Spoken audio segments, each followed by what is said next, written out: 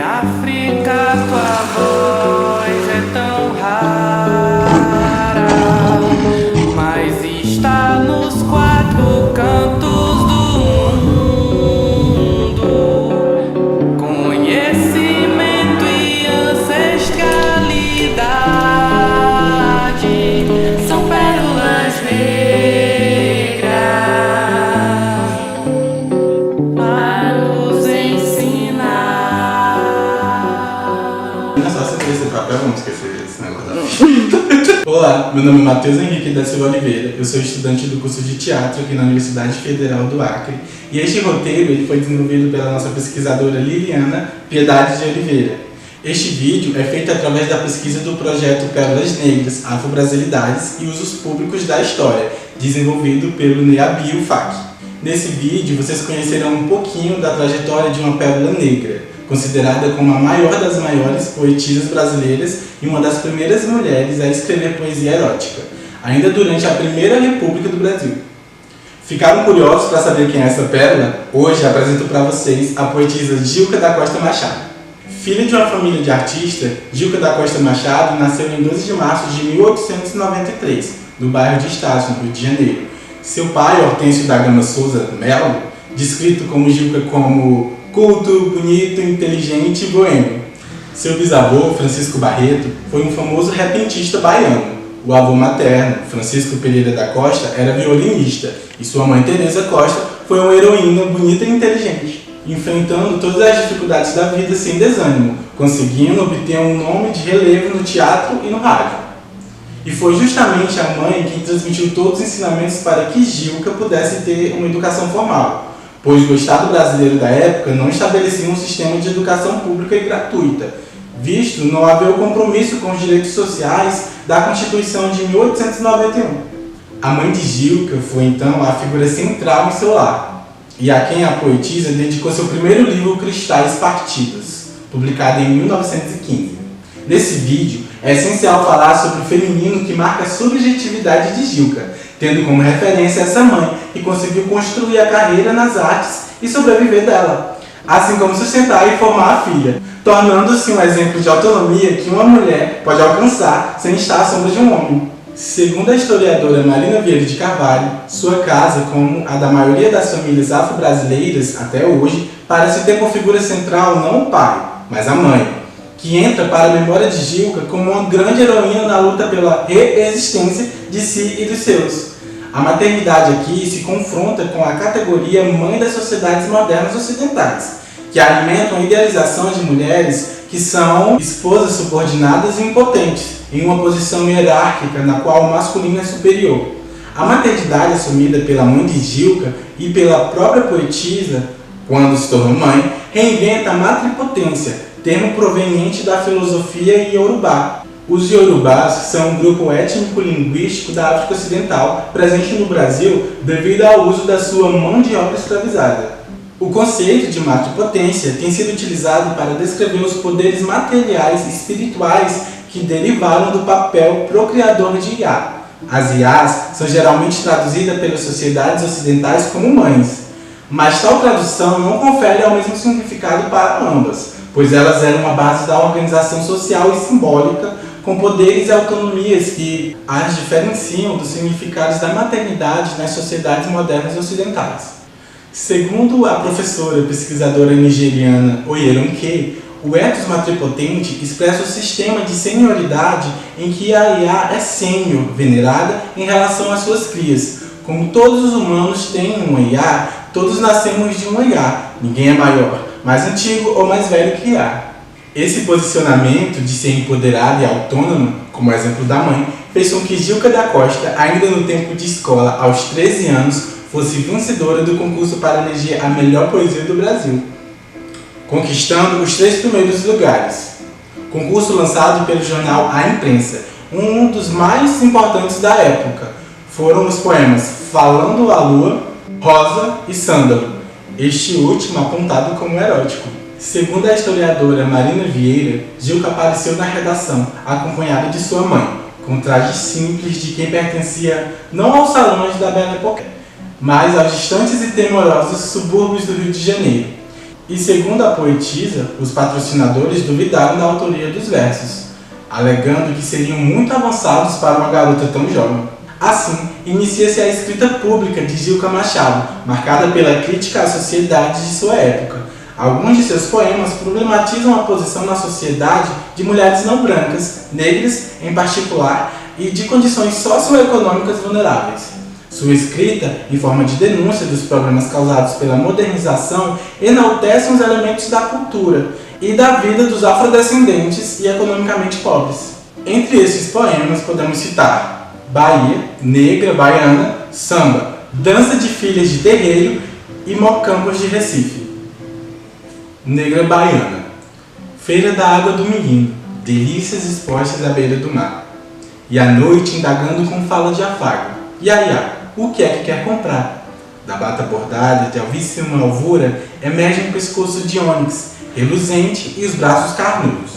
E o colo opulento sugere embalos canções de ninar, dos lábios polpudos, dos dentes perfeitos, que rosas de risos a desabrochar.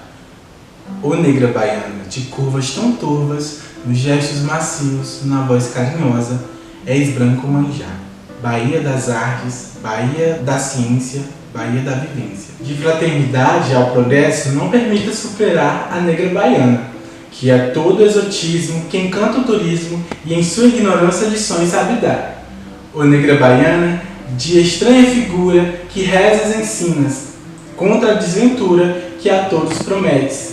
O auxílio de guias, que ditas receitas de feitiçarias, tu fazes que eu veja este mundo tristonho com a alma melosa do doce do sonho. Vou botar pra no TikTok. 2, 3. Para, pô! Meu Deus! No início do século XX, a cidade do Rio de Janeiro foi marcada pelo aparecimento e desenvolvimento de produções visuais e textuais, consideradas porno-eróticas. Essas produções, criadas a partir de uma cultura dominante, machista, racista e capitalista, foram lançadas na influente imprensa da então capital do Brasil, o Rio de Janeiro, e atuaram na formação da opinião pública, que é um poder da imprensa nas sociedades modernas. Essa imaginação pornoerótica masculina manteve através da literatura e da imprensa uma concepção de superioridade do homem branco em detrimento aos demais corpos de desejo, fossem eles de homens não brancos e não cis-héteros. Fossem esses desejos de mulheres, principalmente não brancas, que eram invisibilizadas ou inferiorizadas, sendo o feminino, no geral, motivo de medo, em que a mulher é tomada como objeto sobre a qual a masculinidade dominava, justamente por temer a libertação dessas mesmas mulheres. Segundo a historiadora Marina Vieira de Carvalho, essas produções pornoeróticas foram consideradas de gênero menor e vulgar, pois violavam a moralidade sociocultural e política da época que pertencia ao Brasil, a periferia do capitalismo moderno ocidental. Mas as escritas pornoeróticas femininas se opunham justamente pela presença do eu feminino que afirmava os direitos das mulheres sobre seu próprio corpo e prazer. Entre as mulheres de escritas eróticas que desobedeciam o padrão de feminino, considerado superior e desejável pela tradição literária da época, Gilca da Costa Machado marcava presença com sua poesia sobre um feminino que não era apenas dono do seu desejo, mas representado por musas negras, lavadeiras e filhas de terreiro, atuando, desta forma, na descolonização da imaginação erótica literária representada pelas mulheres brancas, de classe média, alta ou burguesa, com comportamentos urbanizados, no qual o modelo era Paris, a capital da França. Diferente de outras criações eróticas do início do século XX, na escrita de Gilca da Costa se faz presente um feminino vivificante que pertence às camadas populares silenciadas e inferiorizadas, liberto da objetificação, se tornando sujeito do seu próprio prazer e quer transformação de como ser mulher e renunciar à dominação patriarcal.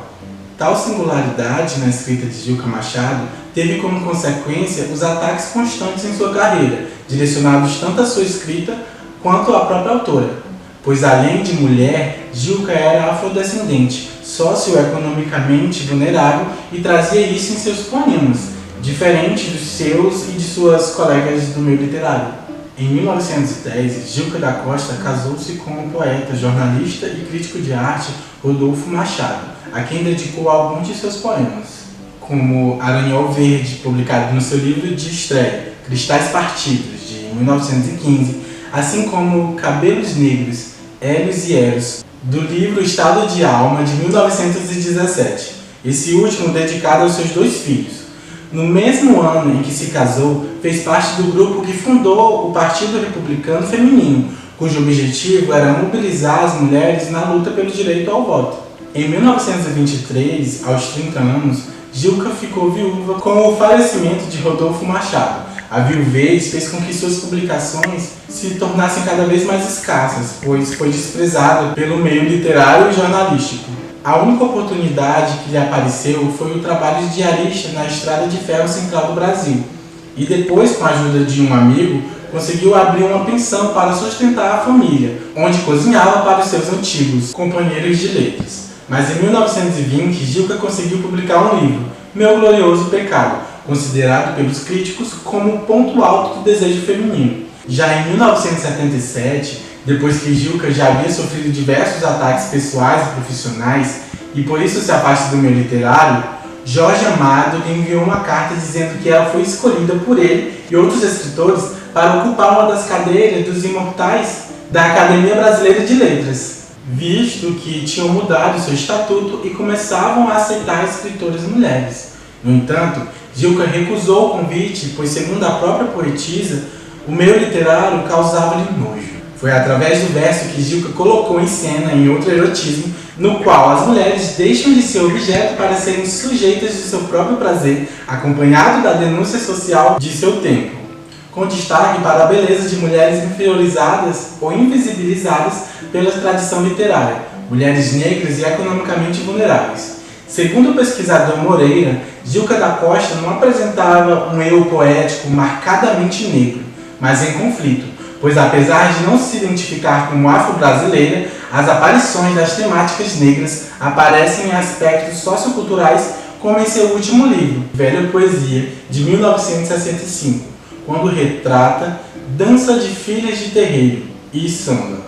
Gilca da Costa Machado não se declarou mulher negra. A identificação de sua negritude não estava conectada aos aspectos fenótipos, mas com identificações socioculturais e pelas diferentes formas de experiência de ser negra e de ser mulher. Embora tenha sido embranquecida e silenciada com o passar dos anos, os ataques que sofreu ao longo de sua vida atribuíram estereótipos como mestiça sombria, pequena mulata, feia, cujas fotos enganam, mulatinha, da sujeira de um porão imundo, entre tantos outros termos racializados que evidenciam que em sua época sua negritude pode ser atribuída pelo olhar do outro.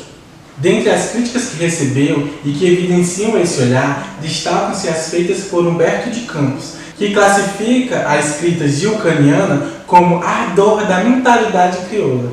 Além disso, em 1954, no seu Diário Secreto, retoma o comentário racista de Afrânio Peixoto, que dizia: "Bati e apareceu-me uma mulatinha escura, de chinelos, um vestido caseiro.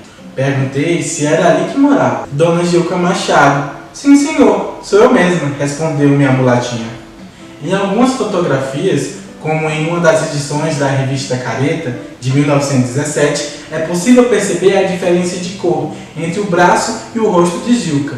O uso do pó no rosto e as técnicas da indústria gráfica da época e suas formas de revelação de fotografia na imprensa produziam um embranquecimento em um contexto onde o racismo era considerado uma verdade científica. Essa questão, segundo Marina Carvalho, é fruto do processo de subalternização dos corpos negros em sociedades racistas, o qual inferioriza os fenótipos afro-brasileiros, tendo efeitos no processo de construção de subjetividades.